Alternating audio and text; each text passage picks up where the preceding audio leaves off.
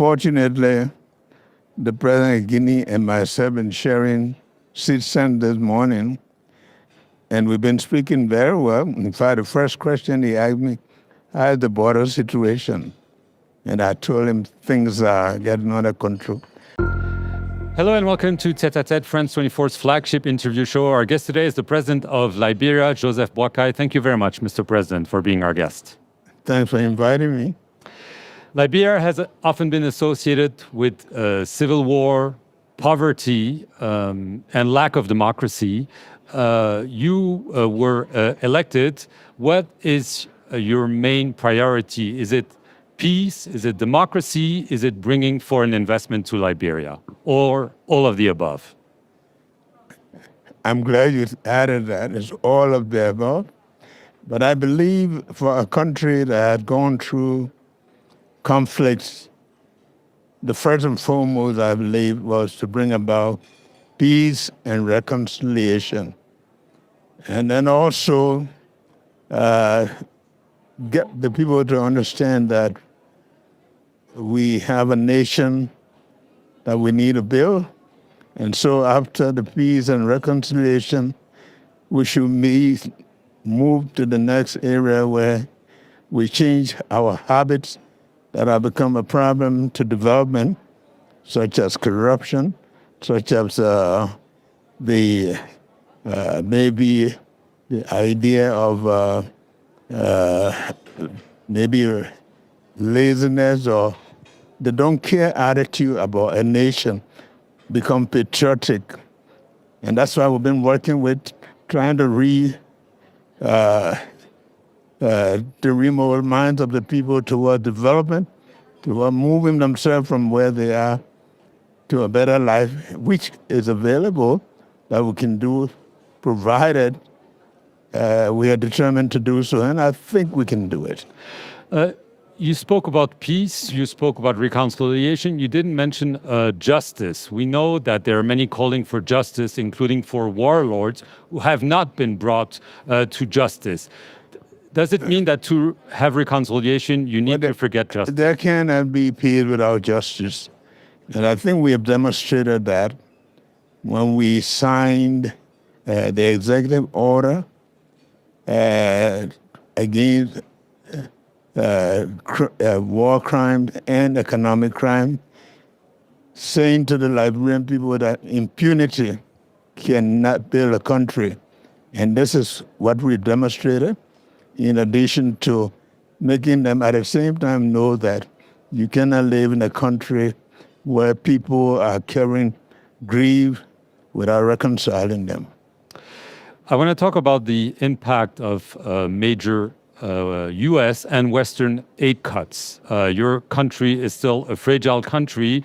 It needed development aid. This is not going to happen because of Donald Trump, but also because of Western governments in Europe, especially cutting development aid. How much of an impact is it having on Liberia? The impact is enormous, but again, we have to understand, and that is a major lesson for us to know that the best planning is for yourself, that you don't depend on people indefinitely. It's unfortunate, but I always expect that the best way to plan is to plan for yourself.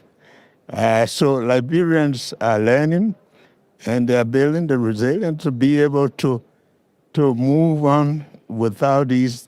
We cannot do it completely in a day, but I think we are transitioning to understanding that it is about time that we move. We have the resources, we have the manpower, we have the knowledge, so it's to teach us to begin to build on our own. Right, but if you add to this the wars in Ukraine and especially now in the Gulf region, this is having a major impact on the daily lives of Africans in general and Liberians, obviously. But the country must continue. We are a country, irrespective of what happened elsewhere. We are part of the global community, but we also have a country. We have a responsibility. That doesn't stop us from making sure that we find ways in which we can use our resources well. We can begin to discipline ourselves. in a way that we know that our survival depends on ourselves first and other communities. But our communities should not be first. We should be first to take care of ourselves. Right. But how do you take care of yourselves without major developments? What are you thinking? We are not doing it without. We are doing it along with those. There are still countries of goodwill who have been working with us. They've been working with us. We know that we have shortfalls in areas in which have been dependent on other people. But again, that's a good lesson for us to know that help is help, but you have to depend on yourself. Right. I mentioned President Donald Trump. Everyone remembers your visit to the Oval Office where he was surprised that you spoke such a good English. But this aside, the U.S. has asked several African countries to accept illegal immigrants that were thrown out of the United States. Do you agree with this? Is Liberia going to do this? Has it been asked to do this? Well, the U.S. is still our friend, to be very frank. Yes, they have taken actions for themselves, but we have not completely, without their friendship. We have to understand that countries have responsibility to themselves, primarily. But because we are all humans and we all need each other, we still relate to the U.S. The people who are in the U.S., they went there for various reasons. And some of those who went there, who took the right steps, they are still being processed. But the U.S. is still our friend. So you are accepting them? We still work with them. Yes, but those... In a way, according to, they are amending their own way of life. We also are amending our way of life to be able to relate to them, but also understand that we have to move on our own in different areas. Right. We have other friends also. Right. I want to talk about democracy in the region. Obviously, in Liberia, there was a transition between George Weah and you. But in many other countries, first of all, there are no transitions. And in some others, there are coups. We've seen it in the Sahel. How worried are you about the state of democracy in West Africa? I think Liberia has enough experience.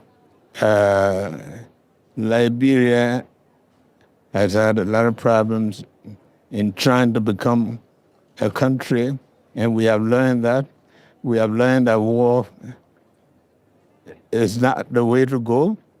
We have also learned to live with our neighbors, and we are doing everything possible to show them that we are experienced enough in conflict, and we are avoiding conflict, and we know that we can do it by working with them as good neighbors, working with them as people who know that we have interdependence, even as neighbors, in smaller ways, because the people in the region all belong to almost the same families. Right, but ECOWAS is not a family anymore. 3 countries have been expelled because of the coups. Is it still relevant? That's my question. Not quite so. ECOWAS is Africans. They have made a decision, but we believe that there might be second thoughts to think about the decision they have made, and we cannot throw them out because most of these countries are countries that have no access to the sea. Yeah.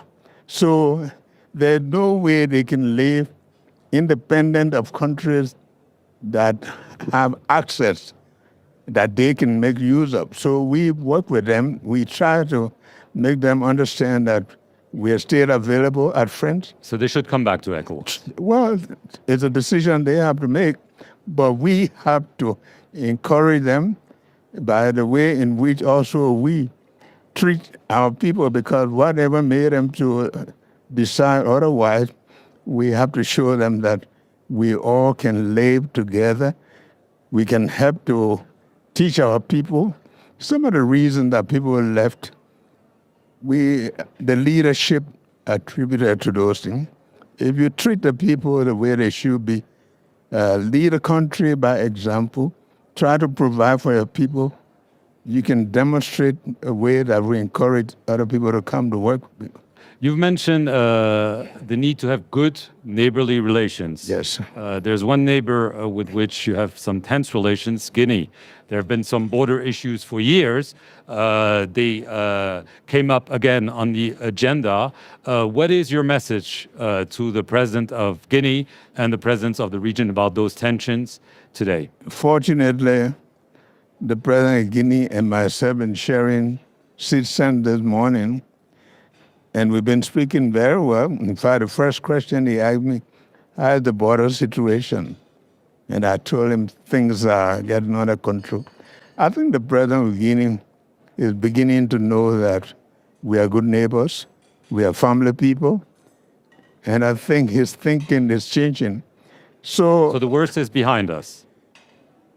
I would believe so, but we have to work at it because tension don't just disappear in a day. But we are doing everything to show him that we are good neighbors. We've been working together for years, and we can continue to do that. So you trust Mamadi Doumbouya? Mamadi Doumbouya and I talked today, and I called him my nephew, and I said, today I'll be seeing him. And he said, the doors are open. Joseph Boakai, I want to thank you very much for being our guest here Thank you again, on France 24. very much so. And thank you for watching this edition of Tête à Tête on France 24. Thank you. Thank you, Mr. President. You're welcome.